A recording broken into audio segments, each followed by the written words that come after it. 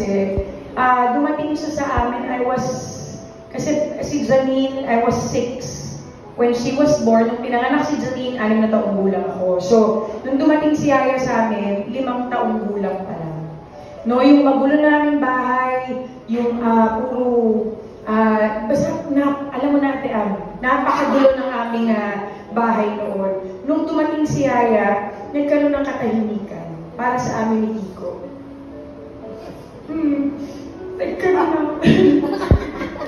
Nagkaroon ng taong may pakialam sa amin doon kasi wala na si Ate Lord. So, si Yaya yung parang safe space namin that time. Hanggang sa nawala na si Yaya pa.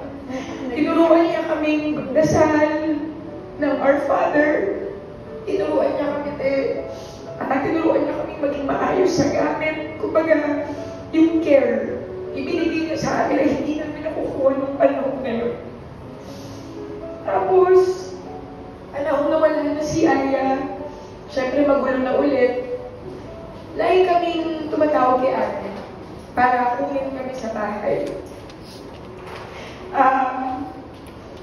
Sa totoo lang, sabihin ko lang, hindi lang si Janine yung pinunta ko doon. Hindi lang kalaro, hindi lang si Jessica ang pinupunta ko sa bahay ni Ate Lot. Hindi lang si Ate Lot, hindi lang si Kuya Bon. Kundi si Yaya, si Ate Allen, si Ate Vicky, lahat ng espera. Kasi doon kami nakakaramdam ng respeto at pagmamahal sa inyo. Totoo yan, Ate Ang, alam mo yan, kahit nasa amin ka, hindi kayong lahat.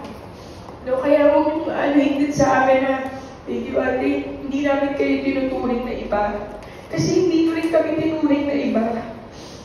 Ano, hanggang sa nagsitanda na kami, si Yaya pa, proud sa inyo, proud sa amin, kung ano yung narating namin. Asawa ko, nagkaasawa ko, mga apo niya, eto.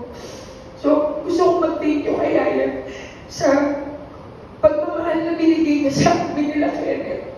Hindi mabubura yun niya.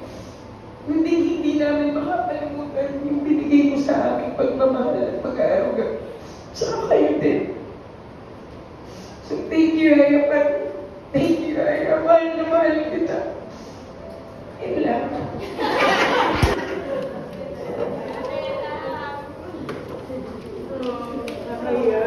Sorry. Iiyak ako. Sorry.